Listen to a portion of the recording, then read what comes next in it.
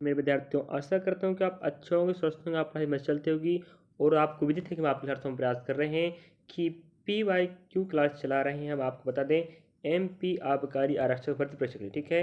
अगर आप आबकारी आरक्षक में एक पद की इच्छा रखते हो और चाहते हो कि उसकी तैयारी कैसे करें, तो आपको बता दें हमारे चैनल आपके लिए बहुत उपलब्ध या जानकारी देने वाला सही तरीके से।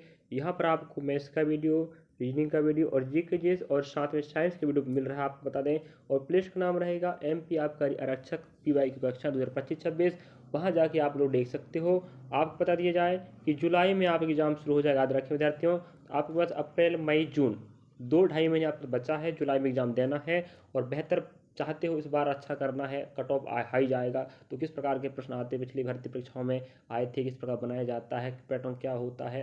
जब तक आप पिछले ईयर के प्रश्नों को नहीं देखोगे, हल करने के तरीके नहीं समझ पाओगे, तो अगली तैयारी आप कैसे कर सकते हो, समझे। चलिए तो लेके चलते हैं आपको पहले प्रश्न को। आपको बता दें हम पहली बात 65 आपको मैथमेटिक्स प्लस रीजनिंग प्रश्न मिला के आएगा, ठीक है।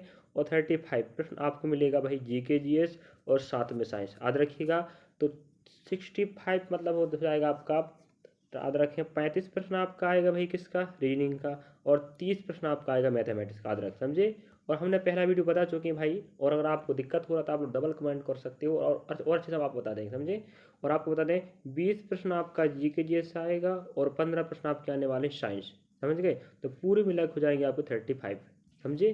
35 का पूरा पूरा आपका GK GS आएगा, 20 GK GS और 15 नंबर का साइंस। तो इसके पहले हमने सेकेंड शिफ्ट, याद रखिएगा, हमने आपको दिखा दिया है। तारीख की बात करें, हम एक शिफ्ट के 2 पार्ट कवर करेंगे। पहला पार्ट में आपको 20 प्रश्न रहेगा और पार्ट बी में आपका 15 प्रश्न रहेगा। पूरा मिला के आपको 35 प्रश्न बन जाएंगे। 20 प्रश्न आपको क्या मिलने वाला है, आपको GK GS, और 15 प्रश्न आपको मिलेंगे साइंस। तो दोनों पार्टों को कवर कीजिएगा जिससे आपका नंबर बेहतर हो सके, आप देख पाओ कि प्रश्न कैसे आते, समझे। जानकारी आपको अच्छा लगा सही लास्ट तक देखिएगा वीडियो, और टॉप 15 प्रश्न आप कवर होंगे, समझे। पहला प्रश्न आप देख पा रहे होंगे, 1 से 20 तक आपको प्रश्न मिलेंगे GK GS, उसके बाद आपको चालू होगा 21 से 35 तक आपको साइंस। चलिए, दृश्य प्रकाश के मामले में तरंग दैर्घ्य की अनुमानित सीमा क्या है। मतलब ये कह रहा है कि जो प्रकाश होता है, जिस प्रकाश को आप देख सकते हो उसे हम दृश्य प्रकाश कहते हैं। उसका जो तरंग दैर्घ्य होता है, याद रखें, ठीक है। तरंग दैर्घ्य की बात कर रहा है, वो कितना होता है। देखिए यहाँ पर आप देख पा रहे होंगे, ऑप्शन आपको दिखा देते हैं। पहले में आपको दे के रखा है 4000 एंगस्ट्रॉन्ग से 7000 तक।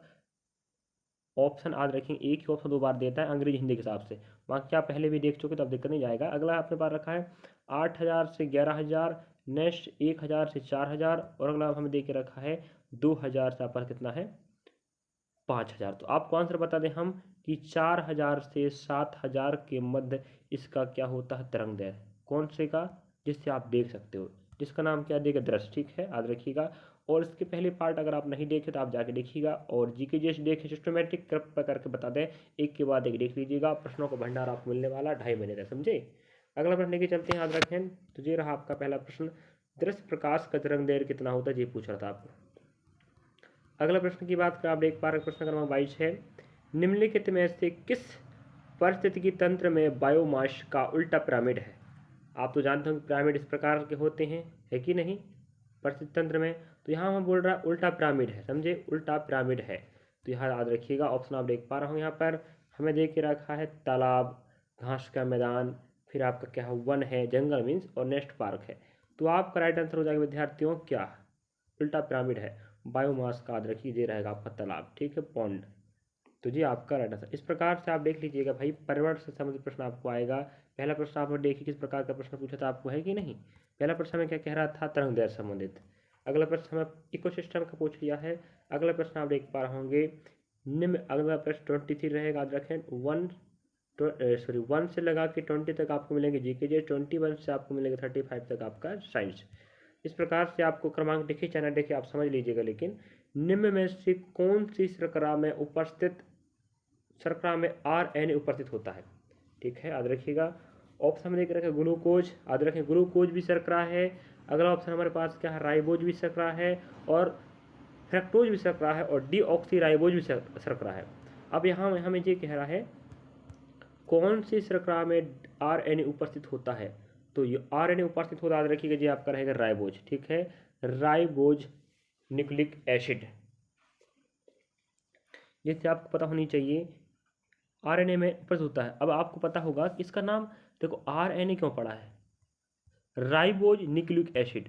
तो आर का मतलब क्या, तो राइबोज होता है ना, तो क्या दिक्कत है तो भाई, यहाँ ग्लूकोज, राइबोज, फ्रक्टोज है नहीं, जब सबके सब शर्करा हैं तो यहाँ मैं बोल रहा आरएनए में उपस्थित होता है तो ये रहेगा आपका राइबोज। इसी शर्करा की उपस्थिति के कारण इसका नाम क्या पड़ा है, राइबोज, समझे। और आप तो जानते होंगे एक होता है आपका डीएनए और एक आपका होता है आरएनए। तो आरएनए में क्या पाया जाता है, राइबोज नामक शर्करा पाया जाता है, जिस कारण इसका नाम पड़ जाता है राइबोज न्यूक्लिक एसिड। ठीक है, डीऑक्सी न्यूक्लिक एसिड डीएनए का नाम है। अगली बात करें, अगर यहाँ पर एक्स्ट्रा फैक्ट की बात करें, आरएनए की खोजकर्ता कौन है, याद रखें जेम्स वाटसन, याद रखेंगे जेम्स वाटसन एवं आर्थर अर्ग। ठीक, याद रखिए, सुन लिया आप लोगों ने, आर्थर अर्ग और जेम्स वाटसन है। और डीएनए की तो आपको पता होगा डीएनए का कौन है, बता विद्यार्थियों, जेम्स वाटसन एवं क्रिक। ठीक है, क्रिक और कौन रहेगा, जेम्स वाटसन, याद रखिएगा, ध्यान रखें। चलो अगला प्रश्न लेके चलते हैं विद्यार्थियों। इस प्रकार से हम आपको समझाते रहेंगे, पढ़ाते रहेंगे, आप लोग पढ़ते रहिएगा। अगला प्रश्न में कहता है 24 कहता है प्रतिरक्षा प्रणाली खालिस्तान से बनती है। ठीक है, प्रतिरक्षा मतलब रक्षा करने की जो प्रणाली खालिस्तान से बनती है। पहला ऑप्शन आप देख पा रहे होंगे आप लोग, हर्ष और रिश्तेदार प्रणाली। नेक्स्ट है आपके एंटीजन। नेक्स्ट है आपका त्रिदोषण और कोशिका मध्यस्थ प्रणाली। तो इसका राइट आंसर हो जाएगा आपका, जो प्रतिरक्षा तंत्र प्रणाली बनती है वो होती है त्रिदोषण और कोशिका मध्यस्थ प्रणाली द्वारा निर्मित होती है, समझे। चलिएगा अगला प्रश्न आप देख पा रहे हो, यहाँ पर देखिएगा प्रश्न क्रमांक 25 हमें कहता है निम्नलिखित में से कौन सा अवशोषी अंग है। अवशोषी अंग मतलब होता है अवशोषण करने वाला। ठीक है, अवशोषी अंग यहाँ लिखा मध्यकान। अगला है वर्मी फॉर्म परिशिष्ट मध्यपसली, फिर आँख का ढक्कन। अब ये बताओ अवशोषण की बात कर, अवशोषी अंग है, सॉरी अवशेषी, समझ आएंगे, अवशेषी अंग है। तो यहाँ पर आपका आंसर आ जाएगा ऑप्शन बी आपका। ठीक है, वर्मी फॉर्म परिशिष्ट। ठीक है, याद रखें, ये आपका राइट आंसर हो जाएगा, अवशेषी अंग। चलिएगा अगले प्रश्न की बात करें, आप लिख पा रहे होंगे नेक्स्ट प्रश्न, निम्नलिखित में से कौन सा तनु अम्ल से उपचारित होने वाला, सॉरी निम्नलिखित में से कौन सा पदार्थ तनु अम्ल से उपचारित होने पर कार्बन मोनोऑक्साइड नहीं छोड़ता है। देखिएगा, मतलब उस पर अगर आप तनु अम्ल डाल देते हो, इसका मतलब होता है HCl की बात कर रहा है। ठीक है, तो वो CO2 गैस रिलीज नहीं करता। देखते हैं, पहला ऑप्शन संगमरमर है, फिर बेकिंग सोडा है, फिर चूना पत्थर है, फिर आपका नेक्स्ट चूना है। तो याद रखिएगा चूना में अगर आप लोग क्या करोगे, HCl डालोगे, तो कौन सा वाला, तनु वाला, तो वो क्या करता है, CO2 को रिलीज नहीं करता है, याद रखें। ठीक है, ये आपका राइट आंसर होगा। चलिए बाकी आप समझ गए होंगे हम क्या कहना चाह रहे थे, कि वह पदार्थ कौन सा है, वो आपका चूना रहेगा। ठीक है, जिसे हम बोलते हैं कैल्शियम कार्बोनेट।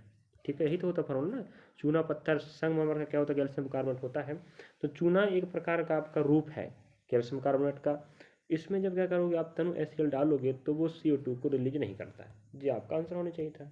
चलो अगला प्रश्न, लास्ट तक बने रहे विद्यार्थियों, आपको बता चुके हैं क्योंकि 15 प्रश्न आपका साइंस का आएगा। जी आपको कौन नहीं बताएगा कितने प्रश्न आने वाले, किस प्रकार के प्रश्न आते थे, मैथ्स का, रीजनिंग का, जीके का है कि नहीं, और साइंस का।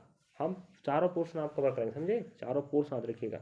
और याद रखें जल्द आपके लिए MP आबकारी आरक्षक की भर्ती भी आने वाली है और इस पर चर्चाएं चल रही है। याद रखें हम वीडियो बना चुके इस बात को लेकर, और अप्रैल या मई तक आपका नोटिफिकेशन आने की संभावना है। तो आप लोग ध्यान रखें, आबकारी आरक्षक के साथ साथ आपको हम तैयार कर रहे हैं MP आबकारी, जेल प्रहरी, वन रक्षक, MP SI सूबेदार और अदर SSC, बैंक, रेलवे, सब भर्ती परीक्षाओं के लिए हम तैयार हो रहे हैं, समझे। जरूर नहीं कि सिर्फ आबकारी में काम आएगा। चलिए, निम्नलिखित में से कौन सा घ्राण सूचक उदाहरण है।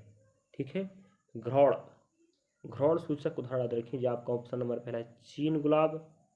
नेक्स्ट आपके पास प्याज है, अगला ऑप्शन एक पा रहा हूँ आप लोग। नेक्स्ट आपके पास क्या है, मिथाइल ऑरेंज। नेक्स्ट हल्दी है। तो यहाँ पूरा सूचक की बात कर रहा, सूचक मीन्स होता है इंडिकेट। ठीक है, इंडिकेटर। ठीक है, इंडिकेटर की बात कर रहा है, तो आपका आंसर आएगा घ्राण सूचक उदाहरण क्या होता है, आपका प्याज, समझे। चलिए अगला प्रश्न आपके समक्ष है, उच्चतम द्विध्रुव आघूर्ण वाले रासायनिक यौगिक की पहचान कीजिएगा। मतलब द्विध्रुव आघूर्ण वाले रासायनिक यौगिक का नाम बताओ, क्या रहा है। ऑप्शन नंबर पहला है कार्बन डाइऑक्साइड CO2। ठीक है, पहला CO2 है, फिर NF3 है, फिर अपने पास क्या रखा है, NH3 है।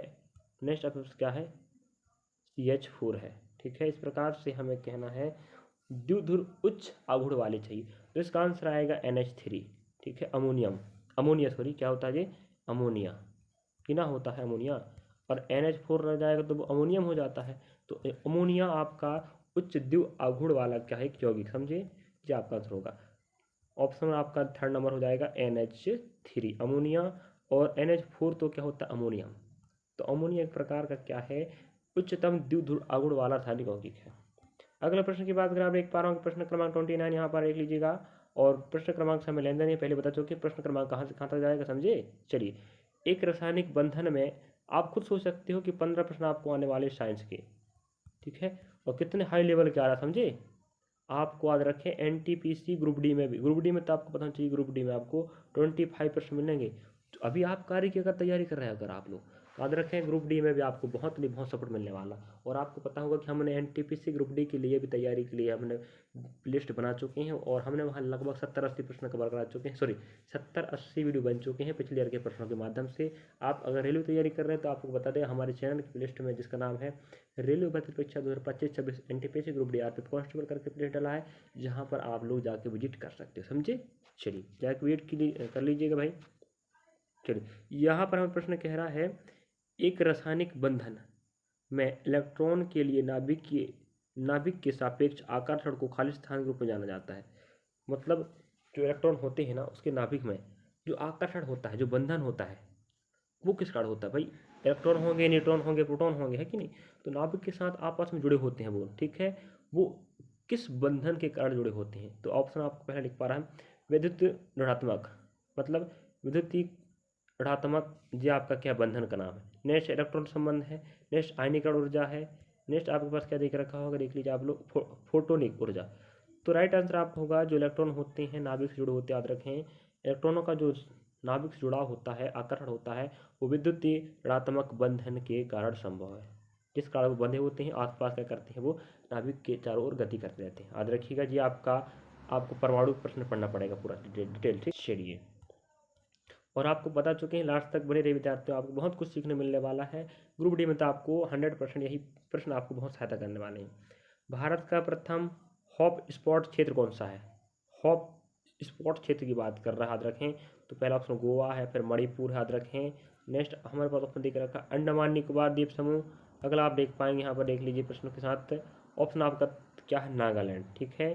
तो आपको बताना पड़ेगा, इसका आंसर आएगा आपका अंडमान निकोबार द्वीप समूह, ठीक है। क्या भारत का पहला सॉरी भारत का प्रथम हॉप स्पॉट क्षेत्र कौन सा है, आपका आंसर आएगा अंडमान निकोबार द्वीप समूह, ठीक है। अंडमान निकोबार द्वीप समूह जो भारत का एक क्या है, केंद्र शासित प्रदेश है, समझिए। चलिए, अगला प्रश्न आप देख पा रहा हूँ यहाँ पर 31 प्रश्न हम क्या कहता है, ओजोन परत के क्षरण का सर्वप्रथम पता किसने लगाया। जैसे आपको पता होगा कि अंटार्कटिका में सबसे पहले ओजोन परत के क्षय के बारे में पता चला था, लेकिन हमें पूछ रहा है कि किसने पता लगाया। पहला है आपका जोसेफ फायरमैन, यही आपका राइट आंसर, ठीक है। तो ओजोन जो परत है, जो आपका जिसे हम क्या बोलते हैं, पराबैंगनी किरणें, जो सूर्य से जो किरणें आती हानिकारक, ठीक है, उन्हें क्या बोलते हैं, पराबैंगनी किरणें। इन्हीं पराबैंगनी किरणों को क्या करता है, ओजोन परत रोकता है पृथ्वी में आने से, जिससे क्या हो सके, पृथ्वी में इसका नुकसान ना हो सके। तो इस परत में छिद्र पड़ रहा है, इसे हम क्षरण कहते हैं, मतलब इसको क्या हो रहा है, ये नष्ट हो रहा है। इसका पता किसने लगाया था, जोसेफ फायरमैन, समझे विद्यार्थियों। चलिए, अगला प्रश्न आप देख पा रहा हूँ यहाँ पर, अगला प्रश्न हमें क्या कहता है, स्वच्छ सर्वेक्षण रिपोर्ट 2022 के अनुसार देश का सबसे स्वच्छ शहर कौन सा है। अब बात करें 2022 की रिपोर्ट की बात कर रहा है, अभी 2023 24-25 भी बात करें तो आपका बात होनी चाहिए, ऑप्शन नंबर आपका देखिए, पहला कानपुर है, मैसूर है, नेक्स्ट इंदौर आएगा। तो इंदौर याद रखिए MP में स्थित है, और यह भारत का सबसे अधिक स्वच्छ शहर में से एक है। 2022 की बात करें, चाहे 23 की बात करो, चाहे 24 की बात करो, चाहे 25 की बात करो, अभी तक इसका ही नाम आ रहा, समझे। तो 2022 का जी आपका करंट अफेयर के रूप में आपको पूछा कह सकते हो, आपके साइंस के क्षेत्र में, समझे। चलिए, अगला प्रश्न आप देख पा रहे हो, देखिए विद्यार्थियों, हमें कह रहा है यहाँ पर, एक एक पारिस्थितिकी तंत्र के अजैव घटक कौन से हैं। ऐसा मतलब जैसे आपको इकोसिस्टम, ठीक है, हम बोल रहे हैं इकोसिस्टम में जो अजैव घटक, एक होते हैं जैव घटक, जैव घटक मीन्स होता है जो जीवित जंतुओं से निर्मित हो। अजैव मीन्स होता है जो निर्जीव हो। ऐसे घटक का नाम पूछ रहा, देखिएगा पहला प्रश्न क्या है, मिट्टी है। नेक्स्ट फिर आपके पास क्या है, प्रोटीन है। अगला प्रश्न क्या है, अपने पास क्या है, कार्बन है।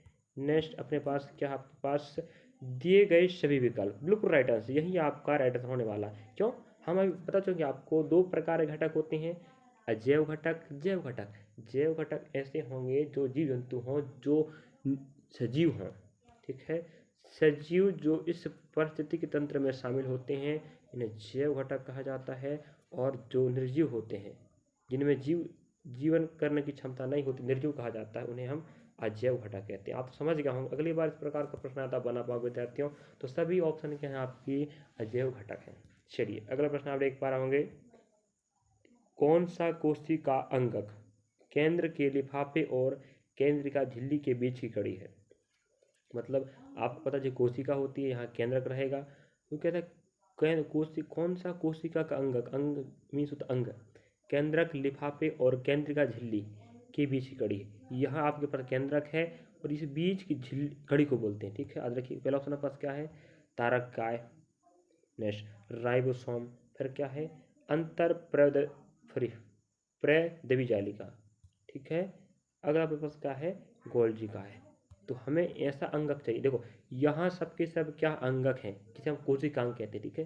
कोशिका में अंग उपस्थित होते हैं, उन्हें हम कोशिकांग कहते हैं, जिसे हम और अंगक भी कह सकते हैं। तो ऐसा अंग का आपको बताना था जो केंद्रक के लिफाफे और केंद्र का झिल्ली के बीच कड़ी है, समझ गए।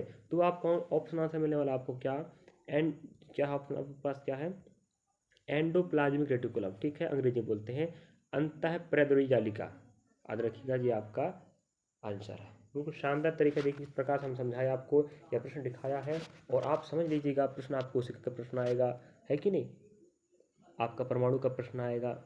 इस प्रकार से प्रश्न आप इंगित करना है, अगली बार आपको इस टॉपिक पर प्रश्न आने वाला मेरे विद्यार्थियों। चलिए अगला प्रश्न आप देख पाएंगे 35 प्रश्न। इस प्रकार से पिछले ईयर के प्रश्नों के माध्यम से आपको बता रहे हैं हम, हाइड्रोलाइटिक एंजाइमों में से कौन से कोशिकांग बहुतायत से भरे हुए हैं। मतलब हाइड्रोलाइटिंग एंजाइमों से कौन से कोशिकांग बहुतायत से भरे, इसका मतलब ये है कि ऐसा कोशिकांग या कोशिका का ऐसा अंग या जिसे हम बोलते हैं अंगक या कोशिकांग, जिसमें क्या उपस्थित हो, हाइड्रोलाइटिक एंजाइम, जिस पे अधिक मात्रा में हो। ऑप्शन पहला पर क्या है, गोल्जी का है। नेक्स्ट माइटोकॉन्ड्रिया, फिर लाइसोसोम। तो आपका राइट आंसर आएगा लाइसोसोम। याद रखें इस कारण से इसे आत्मघात की थैली कहते हैं। क्या कहते हैं, लाइसोसोम को याद रखेंगे। इसमें इतने सारे एंजाइम होते हैं, याद रखें जी, अनेक चीज़ों को पचा देता है, इसलिए आत्मघात की थैली कहा जाता है। समझे विद्यार्थियों, याद रखिएगा।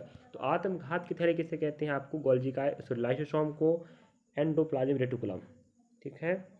अगला आप माइटोकॉन्ड्रिया को तो पावर हाउस कहा जाता है, इसका मतलब क्या, ऊर्जा घर, है कि नहीं। तो लाइसोसोम को क्या कहते हैं, आत्मघात थैली कहते हैं। यहाँ पर हाइड्रोलाइटिक अम्लों का या एंजाइमों का अधिक मात्रा में उपस्थिति है, समझे। चलिएगा इस प्रकार से आप समझ पाए, हमने आपके लिए क्या, हम आपके लिए इस वीडियो के माध्यम से आपको पता होनी चाहिए, हमने आपको साइंस के SCIENC साइंस के हमने 15 प्रश्न कवर कराया है, और याद रखें बिल्कुल टॉप प्रश्न है, और शिफ्ट नंबर सेकंड का, समझे। इस प्रकार हमने पहले शिफ्ट के 35 प्रश्न कवर करा चुके हैं, आप जाके देख लीजिएगा। नए शिफ्ट के 35 प्रश्न कवर हो चुके हैं। अगले वीडियो में आपको फिर मिलेंगे 20 प्रश्न और फिर 15 प्रश्न।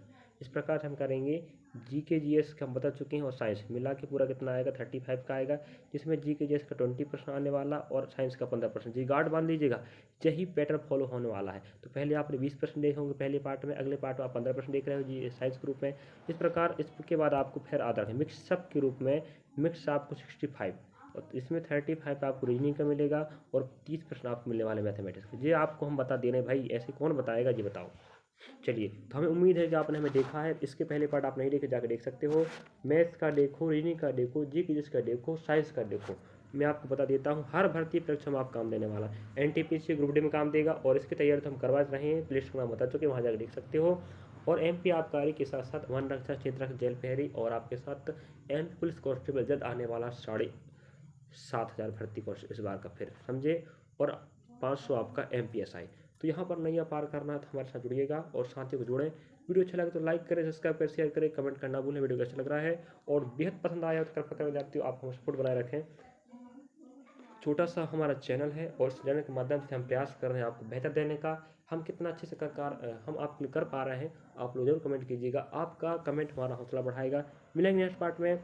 और उस विद्यार्थी के पास साझा करें जो विद्यार्थी पढ़ना तो चाहता है लेकिन उसकी जानकारी नहीं कि कहाँ जानकारी पर अच्छे से पढ़ाया जा रहा है, कहाँ से पढ़ने फ्री ऑफ कॉस्ट, समझे। आप लोग सहयोग करेंगे उसका, हम आपका सहयोग करेंगे, सब बढ़ेंगे सब पढ़ेंगे।